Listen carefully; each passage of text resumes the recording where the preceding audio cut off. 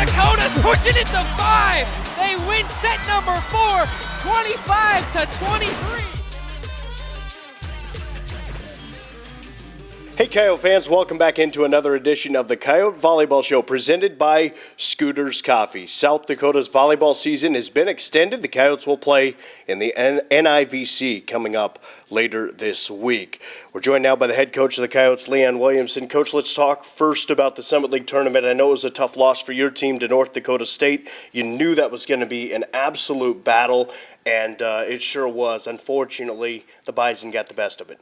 Yeah, I felt that going into that match, we had obviously just played them about a week prior and had swept them at home. And I think we felt really good with obviously that match and how we had played. And I think as a coach and as the team, I think none of us overlooked them. You know, we very much saw that it's a new season.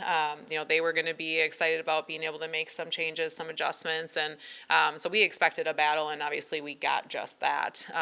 Started down in set 1. We were able to kind of pull back to a place where we were actually able to tie it up there late in the match and had some good looks, just couldn't quite close it out. And then really took control of the match in sets 2 and 3, outplayed them in most of the statistical categories there. And then set 4 was just a little bit more back and forth. And again, had some opportunities there at the end. They just executed a little bit better than us. And obviously in the fifth set, I don't think our mindset was bad. I don't think we went into it expecting to win or anything like that. I just think that they made a few more plays and not even down the stretch, early on and in the middle part of the game to extend that lead. But I liked how aggressive we were. I liked that we were playing to win. We just didn't execute quite as well. So it was a heartbreaker. Definitely hard for our team, hard for the coaches, and I think just as a program, you know, we obviously had some pretty high expectations. So it's obviously hard walking away feeling like knowing that you can't extend your season into those semis. But I think overall our team continued to improve throughout the year, and I was proud of the way they handled themselves. You know, you talk about that match with North Dakota State, and I know you mentioned it, set 4, felt like some chances to capitalize and to end that match and just not able to do so. And you know as well as anyone, when you don't take advantage of those chances, that's where another team's going to creep up on you. Absolutely. You know, and that's also why sports are fun, though. Yeah. You know, and it's obviously the tough part right now, or in that moment for us, because we didn't come out on the winning end. But if the team that was quote unquote supposed to win every single time, nobody would be playing these games. So, you know, we felt. We really did. I think we felt frustrated, obviously a little bit of disappointment there, but I was still, again, just very proud of the way we went about it. We just didn't quite execute well enough. And we had some good looks, you know, even some offensive swings that we took that we just missed that, you know, the majority of the time we're saying, hey, that's a great swing, keep taking that swing, keep taking that swing. But obviously when it comes down to conference tournament, it's hard because you don't always have that next chance. So, we had chances, didn't quite find a way, but we've played a lot of fifth set matches, and we've, in the last couple of years, honestly, and we've come out on top in a lot of them. So we know how easy it is for that to go either direction. So it was hard. It was definitely hard. I know we talked all year about the mixture of, you got some veterans who have played more and more, and obviously some players who will eventually leave the program, but a lot of young players mixed in. And regardless of the disappointment, still a great opportunity, a great experience for them. Absolutely. You know, and I think that just with every match, and especially playing in that situation where it's you lose, you're done. You know, that's a hard place to be. It's a hard situation to be in, and I felt like our upperclassmen, again, probably set the standard for how we handle that, but our freshmen got experience in that, and I think they did a lot of great things through it as well. So, you know, I think just with each year, with each experience, we're going to get a little bit better in terms of the returners, but that's obviously what's great for the NIVC too. Prior to the start of the tournament, you learned of postseason awards for this team, and obviously had some players recognized. And the big one that really stood out, Madison Harms Player of the Year in the Summit League. Pretty cool honor for her. I was so excited for her. It was something that we felt was a possibility, but it is hard to be awarded that as a middle. You're only in for those 3 rotations, but clearly the impact that she had on our team on both the offensive and the defensive end did not go unnoticed by the league. So I was very excited when I found that out, very excited to be able to tell her, although that day she wasn't feeling well, so it kind of made it a little bit funny as well that this is the opportunity that we get to tell her this, but very deserving of that. And I just think she's had such an incredible impact on our team, obviously from the volleyball standpoint, but about what it means to be a teammate, about what it means to work hard every single day, about what it means to put our culture first, and just feel very lucky that we've had the opportunity to coach her here. And always special to recognize some of these other players on the all-conference teams. Yeah, I mean, obviously Kylan had a great year.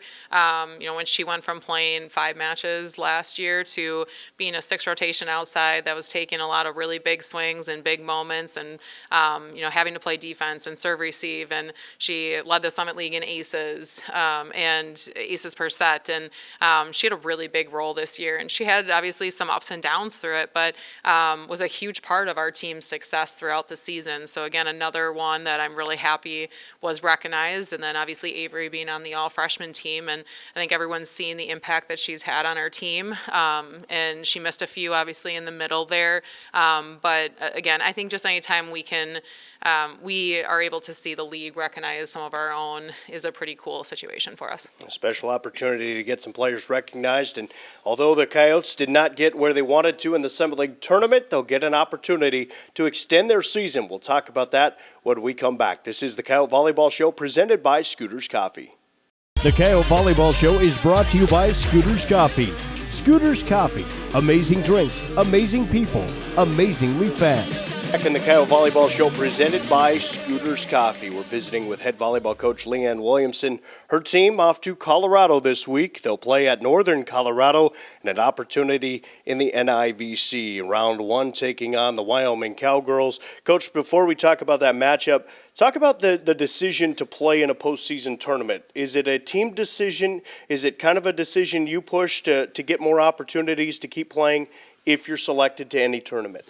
Well, I think there's a lot of factors that go into it. If I look at the first time that we were in it in 2019, our ultimate goal is always going to be to be in the NCAA tournament. And we've been very fortunate to have made it there a lot, at this point in time in the program. And I think with that, though, postseason is where we want to be, and for us, we know that it's going to be very difficult to win our conference tournament every year. And right now, primarily, we're a 1-bid league. So when we have that opportunity to play in a postseason tournament, we want that opportunity. It's more experience for our underclassmen. It's more volleyball that our seniors get to play.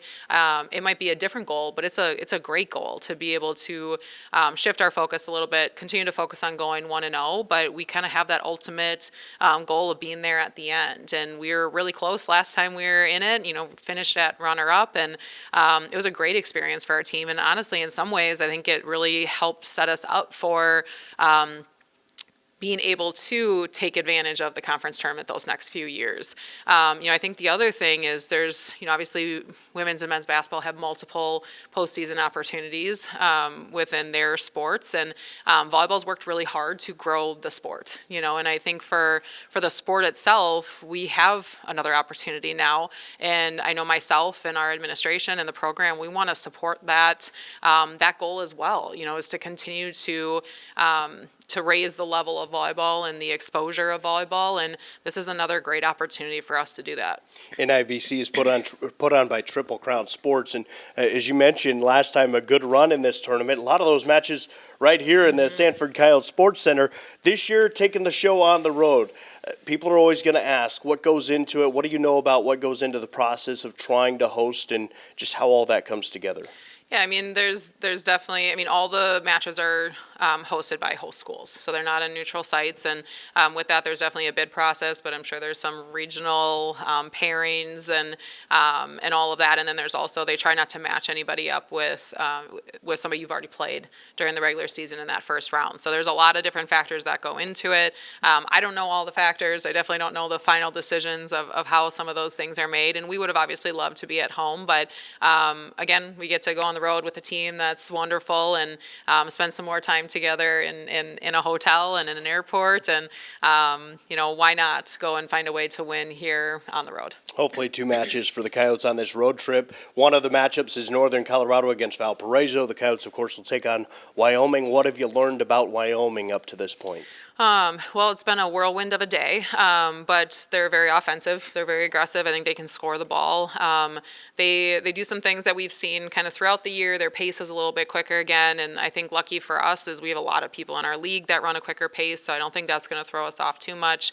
But they're fairly balanced offensively with a couple hitters, so with that, we're going to have to play defense. That's kind of what it comes down to. Slow them down a little bit, get them out of system a little bit more so that they have to go to their outsides rather than wanting to go to their outsides. And I mean, honestly, a lot of the same keys that we've been talking about all season. It's just a different matchup. It's a different group of players on the other side, but they are long. So I think blocking wise for them, they're going to be able to get their hands on a lot of balls. So offensively, we got to be pretty smart. But I think it's a great opportunity for us to play a really good team. And, we'll both be the road team, in a lot of ways. So kind of going back to the preseason aspect of that neutral site game. I know you're obviously locked on Wyoming, and I don't know how much you pay attention to other teams throughout the course of the season, especially if you're not going to play them, but what was your reaction to kind of the pod and the grouping that your team drew? Yeah, I mean, I think Valpo is the one that's maybe a little bit interesting just because they're a little bit more of that outlier. But, we've played Northern Colorado the last couple of years, so we at least have an idea of how they run things and obviously some different personnel and whatnot. But I think it's a great grouping. I think it's a great pot of teams that are going to challenge, obviously, each other. And that's what that postseason volleyball is all about, is playing high-level teams, high-level volleyball, and just finding a way to compete and hopefully go 1-0.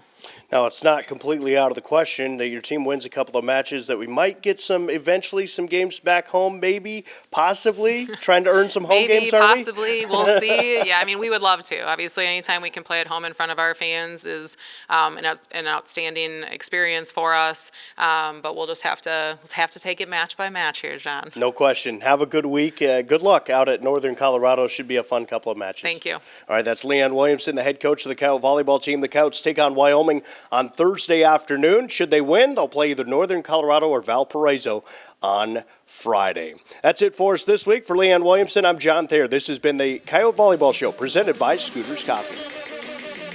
The Coyote Volleyball Show is brought to you by Scooters Coffee. Scooters Coffee. Amazing drinks, amazing people, amazingly fast.